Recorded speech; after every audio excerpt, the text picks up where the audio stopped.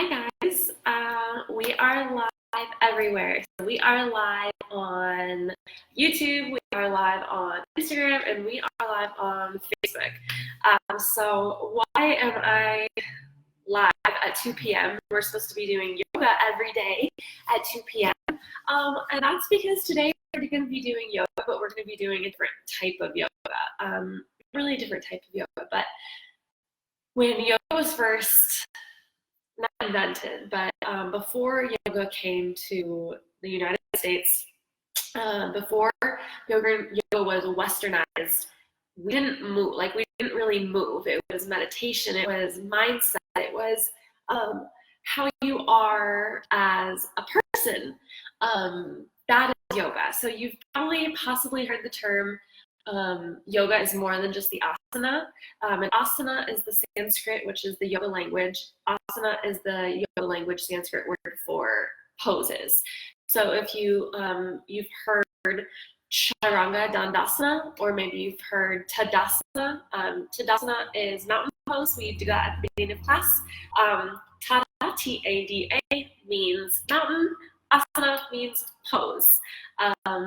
Chaturanga Dandasana means four-limbed staff pose, but the asana at the end means pose. And so almost every single yoga pose that you see in yoga has asana at the end of it. So you've probably heard that term. It's not all about the asana. That means that there's so much more to yoga, and there's so much more to the practice than just coming on your mat and doing yoga. So it's about being happy, it's about clearing your mind, it's about being able, for lack of better terms, control the mind. And the reason why we control the mind is so that it doesn't spiral out of control, which is exactly what has been happening to so many of us in the past few weeks.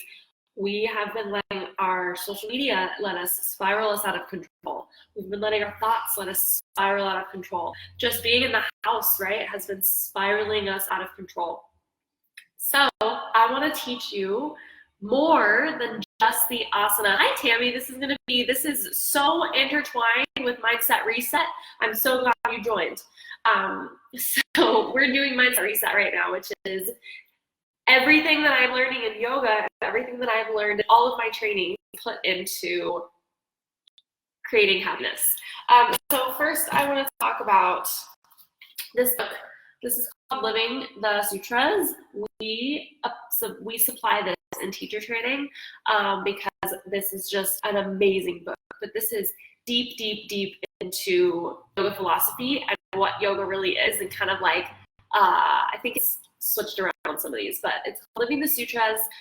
This puts it into Western terms because there is a text. Angie said something yesterday. She said, before TV and before newspapers, there was a yoga text where people would talk to each other and they would relay everything. These are all my notes, but they would relay yoga philosophy and basically just how to be a good person through this. But it's kind of hard to understand and apply because it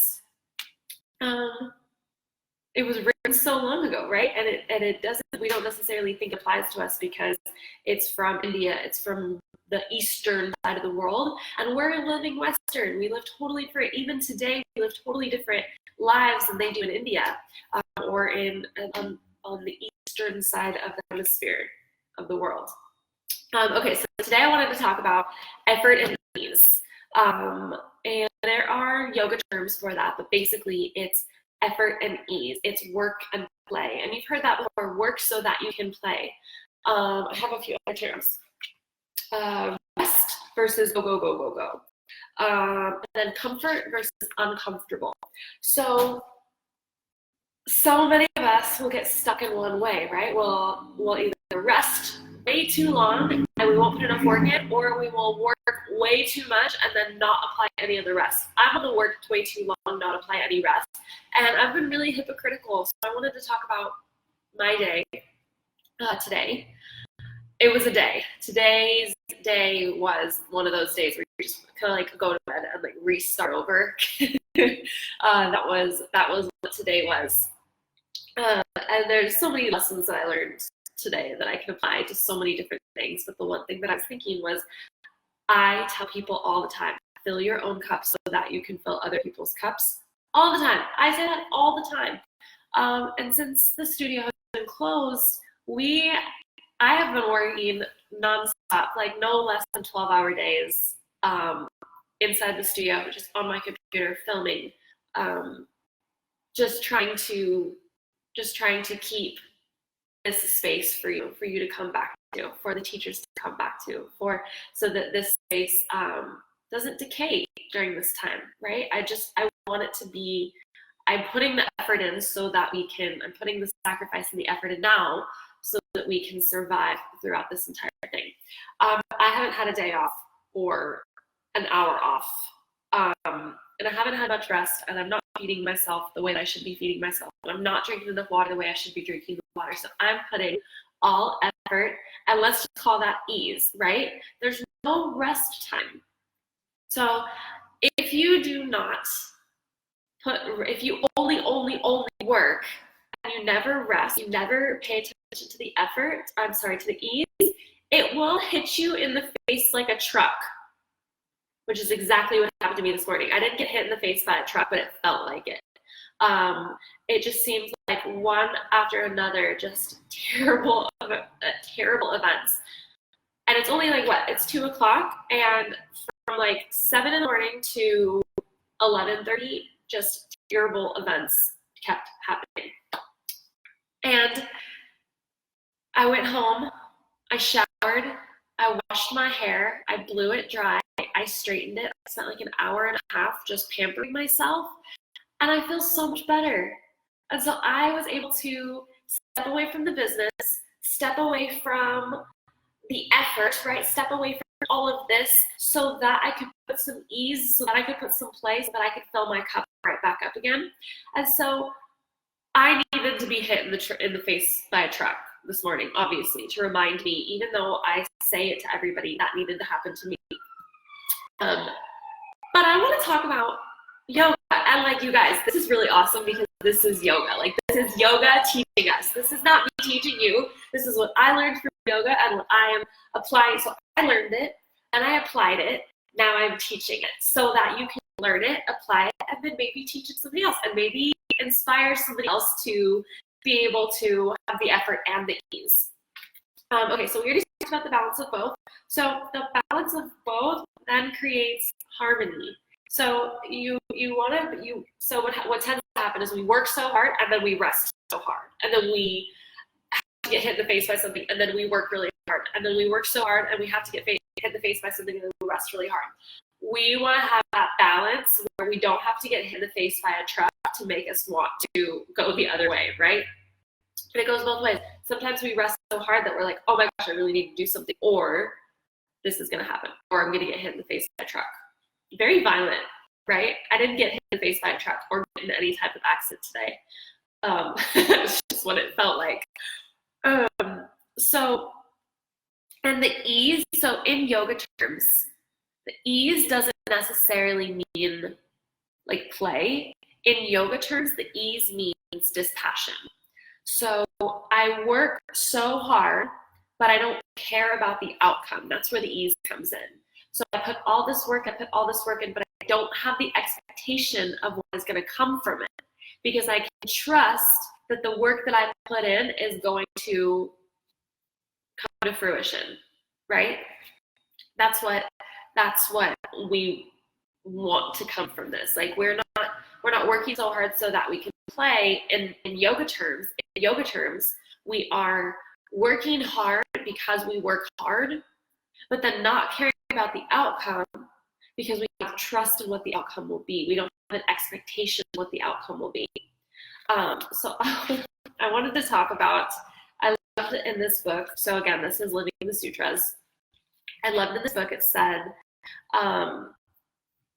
if the effort is prolonged, right? So if the effort, if the work, if the not playing, if the not resting, if the no ease, if the effort is prolonged and uninterrupted, then lacks this quality of joy. So it's basically saying, if you only work, if you only hustle, if you only work really hard, if you never take the time to rest or fill back up your cup again, you're going to lose your joy. there lacks the quality of joy. And then this work is hardly of any worth at all. So basically, I work so hard, I lose my joy. I'm not working because I love it, I'm working because I feel like I have to. And then it doesn't even mean anything. Because at the end of the day, if I'm not doing it for growth, positivity, if I'm not loving what I'm doing, then why am I doing it, right? This is yoga, by the way. This is what we learned in yoga. This is the stuff that's like not the asana. So we come as a Western community, and we come and we put out our yoga mat, and we do chaturanga, and we do downward facing dog. The studio is that, that's my pointing. And we do all these things, and we roll up our mat and we go home, and then we know we feel better after yoga, but we don't necessarily know why we feel better. Imagine if we studied this, right? Imagine if somebody told us if the effort of the work is prolonged and uninterrupted, there lacks the quality of joy, then the work is hardly of any worth at all. I'm just like, this hypes me up so much. Now I feel so much better. I should have read this book this morning before my day started. So then I want to talk about another part that I love about this book and about the effort and the ease and the work and the dispassion, is that we call it, so it says the second ingredient to a successful practice is dispassion. And it's not dispassion, so it says, but dispassion can be mistaken for indifference or apathy, which is why it's often explained as non-attachment or acceptance. I'm more partial to the word craving. So we're craving. So we work because we crave what comes from the work. We have the attachment, we have the expectation, we have this thing hanging here that causes so much just upsetness. How many times have you created an expectation? Maybe you don't even know what the expectation is. Maybe it's about somebody else. Maybe it's about you. Maybe it's, if I do this, this is going to happen. That's expectation. I'm going to do this, whether this happens or not, because I'm going to do it. That is the work, and that is the ease. So basically, it's saying we're trusting that we're going to be able to, we're going to put the work in. We're trusting that we put the work in, and we're trusting that the outcome is going to be a good, positive, the outcome that we want without having that expectation. I love this part. It says where we are is enough, right? Exactly where you are is enough. You don't have to put extreme amounts of effort in because you want to go somewhere else or do something, or like when it becomes not good, which is kind of what it becomes sometimes when we work really hard and then we don't take the time to fill up our cup and we don't take the time to be full so that we can keep filling the cups of others. That's when it stops becoming something we love to do and it starts becoming work. When it starts to become work, then the joy ends. And when the joy ends, it's not, it's worth nothing. Like it said the part before, it said, then the work is hardly of any worth at all. And there's no worth, right? So why are you doing it in the first place? So then this book stops and says, when where we are is enough, we aren't emotionally whipsawed by what's happening around us. When we are confident and calm and where we are is enough, we are content with where we are no matter what work we did, no matter what the expectation is, no matter what is happening. If where we are is enough, emotionally, physically, relationship-wise, right? If where we are is enough, then we aren't emotionally whipsawed by what's happening around us. How many people have created an expectation and then not met that expectation and then been emotional, like created the expectation, got really, really, really excited, and it didn't happen and then got really, really, really upset. And then created another expectation, got really, really, really excited, and then it didn't happen and then they got really, really, really upset. You are being emotionally whipsawed left and right, back and forth. You are letting the waves carry you. So then this talks about water and the 3 types of energies. So there are 3 types of energies that run through everything.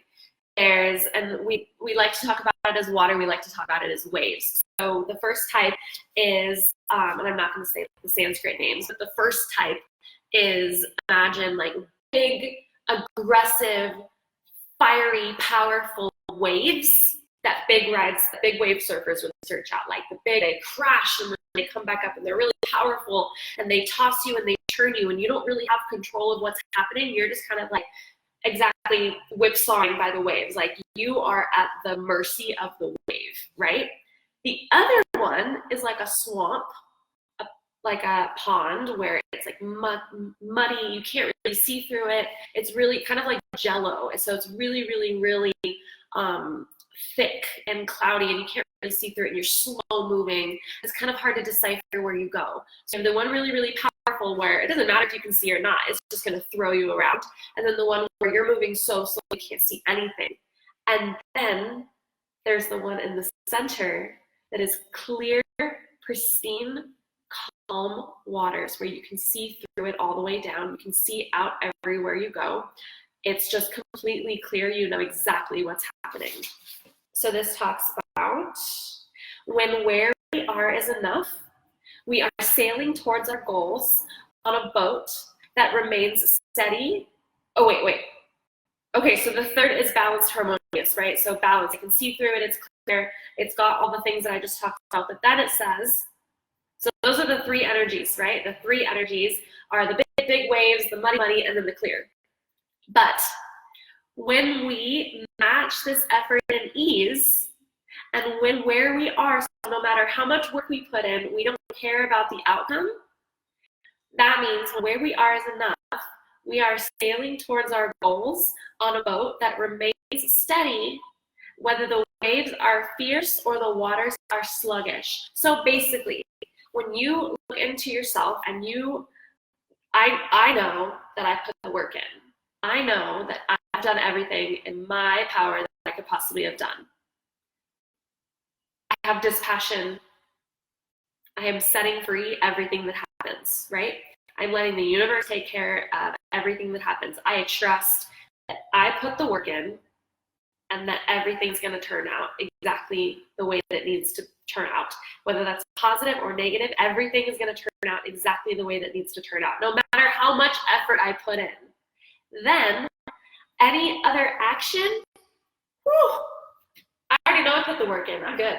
I'm fine, right? So when where we are is enough, right?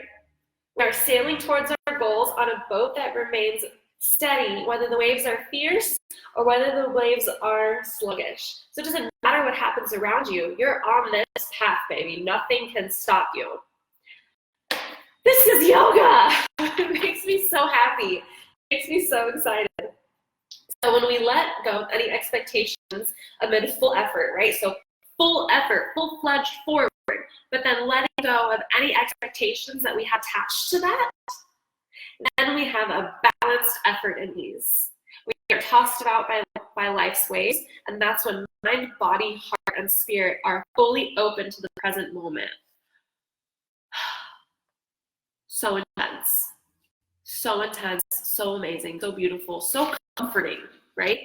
It's so comforting that I can put the work in, because that's what I've been doing, me personally. I can put the work in that I've been doing for the past 2 weeks. Today's 13 days that we've been closed, that I've just been hammering down, putting the hammer down, just non-stop going forward. But I've had this expectation attached to it, right? This is gonna happen. Am I making the right decisions? Am I doing everything right? And no matter what you're doing, we have been moving forward, right? But we had this cloud of expectation right here. Push that away and see how clear everything gets. And then all of a sudden, the actions of other people, the things that you see on social media, the decisions that the president makes, the decisions that the governor makes, the decisions that your county makes, the number of, right now with COVID-19, the number of cases that are popping up in your city. You know that you're putting the effort in and you're doing what you can do. All of this over here, that can go away. All of this expectation, that can go away. Then no matter what you see, you're steady, you're clear, you are unbothered. Not because you don't care, but because you trust that the work that you put in will amount to the right thing. Whether that thing is hard, whether that thing is going to teach you a lesson, or whether that thing is going to be easy sailing, you're going the right way because you put the effort in. I feel like I preach sometimes. Anyways, this is a different kind of yoga. So this is still yoga. This is actually really what yoga is these thoughts and these being able to be clear and being able to be aware and just aware of the turnings of your mind and aware of the things around you. And then applying the things that we learn in the readings, that we learn in the texts, and then applying that to our everyday life, and then living yoga off the mat. That's what's important. Living your yoga off the mat. So not having to, we want the physical, we want the stress relief, we want the breathing, we want everything that comes out of being in a physical studio, right? That's why we're here. But we also have so many more facets of yoga. And it's not just this book. There's like hundreds, thousands of books, thousands of texts we could read from. This is just the one that I like to read. And because it applies to my life just really, really, really well. Anyways, if you liked this, let me know, and I'll make some more of this content. This is what we learn in teacher training. We go really, really, really deep in this, not just this book, all the texts. And we learn like just the other aspects of yoga. And I really think that everybody should learn this, because we kind of have been blindly going through this practice, not on purpose, but just because we're unaware of everything that there is to learn about the philosophy of yoga. So yeah, tell me what you think. I can't wait to see you. I wish this was back and forth so I could see you and I could talk to you. Just a reminder, I'm here every single day from 9 to noon. So if you want to come and say hi, if you just need somebody to talk to, you can text us, you can DM us, anything, and I'm here for you. Even if you just want to come and talk, even if you just want to roll out your mat, I'm here, the studio's here. Even if it's not yoga related, call me, talk to me, text me, shoot me an email, and say, hey, Brie, can we talk? I am 100% open to having any conversations that anybody wants to have. Okay, I love you. I will see you tomorrow.